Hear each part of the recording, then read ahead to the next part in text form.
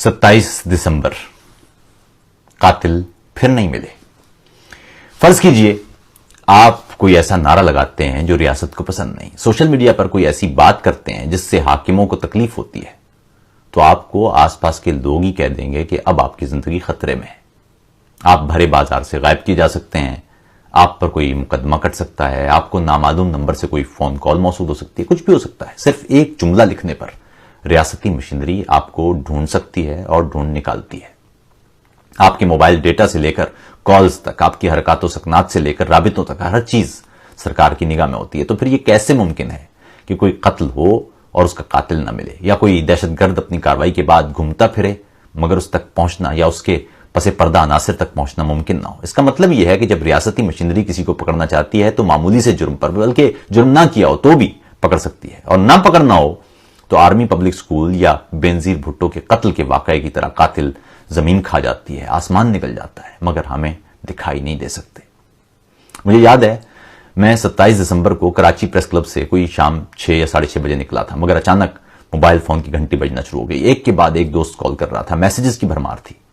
बेनजीर भुट्टो कत्ल हो चुकी थी, शारा फैसल मुकम्मल तौर पर जैम थी, या यूं समझिए मफलूज थी।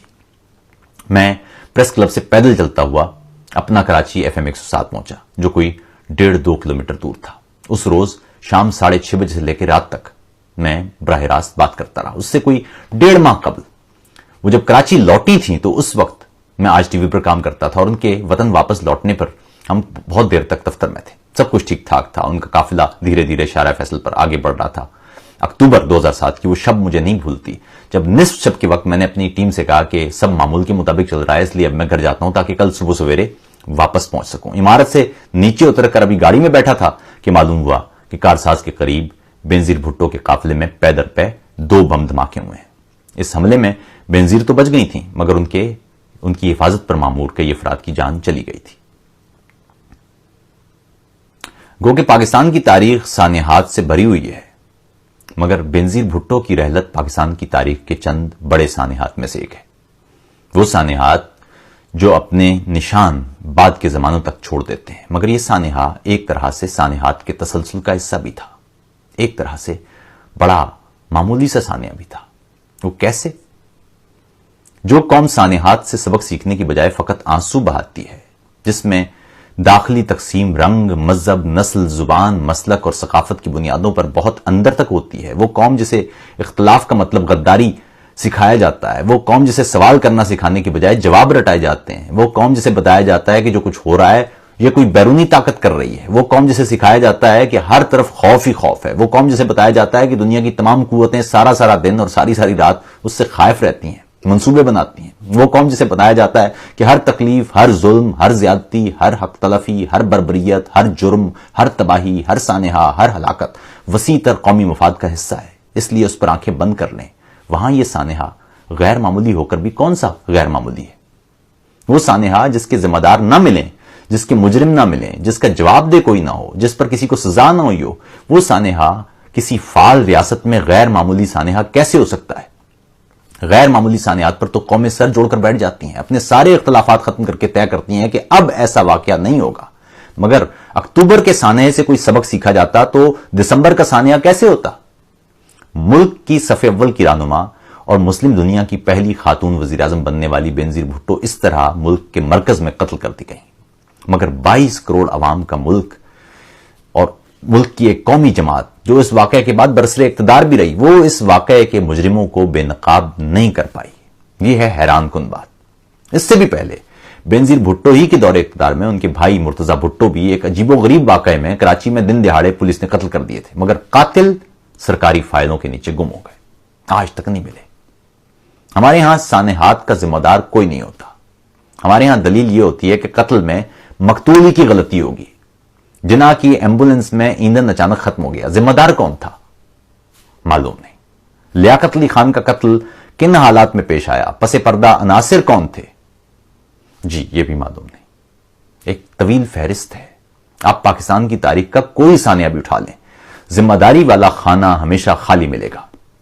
यह तो भलाओ दहशतगर्दों का कि कम से कम जिम्मेदारी तो कबूल करते हैं, हमने तो कभी नहीं की। हम तो इसे भी वसीतर कौमी मफाद समझकर دوسری صورت میں صبر کر جاتے. ایک اور بات یہ ہے کہ ہر سانحے کے بعد ہمارے ہاں ایک کام باقاعدگی سے کیا جاتا ہے اور وہ ہے کمیشن بنانا, اور ایک کام اس سے بھی زیادہ باقاعدگی سے کیا جاتا ہے اور وہ یہ ہے کہ اس کمیشن کی رپورٹ عوام تک نہیں پہنچانا. آج تک کتنے سانحات کی رپورٹ آپ تک پہنچی ہے؟ آج تک کتنے سانحات آپ کو دکھائی دیے ہیں کہ جن کی جوڈیشل رپورٹس آپ کی نگاہوں سے گزری ہیں؟ اس کا مطلب یہ ہے کہ ہم نے نہ کسی سانحے سے کچھ سیکھا ہے اور نہ ایسے سانحات مستقبل میں نہ ہونے دینے کا یا روکنے کا ہمارا کوئی ارادہ ہے. یہ سانحات اسی طرح جاری و ساری رہیں گے.